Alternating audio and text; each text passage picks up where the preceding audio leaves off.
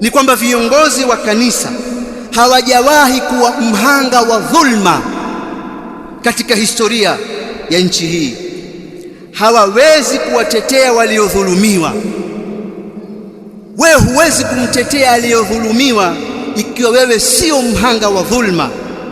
Kihistoria, uhusiano wa kanisa na tawala za kifalme ulikuwa mzuri sana huko Ulaya, bali wakoloni ambao ndio walikuwa wakandamizaji wakubwa kabisa waliokuja kukandamiza katika nchi hizi, watangulizi wao wa kwanza walikuwa ni wamishionari, na mahusiano yao na wakoloni yalikuwa ni mazuri kabisa. Tangu wakati huo mpaka nchi hizi zimepata uhuru, walipewa fursa, wakapendelewa, hawakuweza hata kupigania uhuru.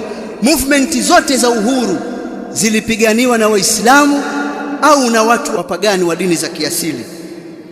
Hiyo ndio hali halisi katika historia, na wale wanaotaka kusoma historia wakasome vitabu. Nendeni mkasome kitabu African Perspectives on Colonialism cha Bohen.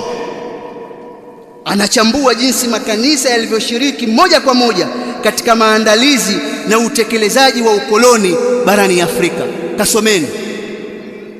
Baada ya ukoloni, huduma za jamii ziliendelezwa na kanisa, na bado kulikuwa na ubaguzi. Hakukuwa na fursa sawa katika elimu, afya, ajira na ruzuku serikalini.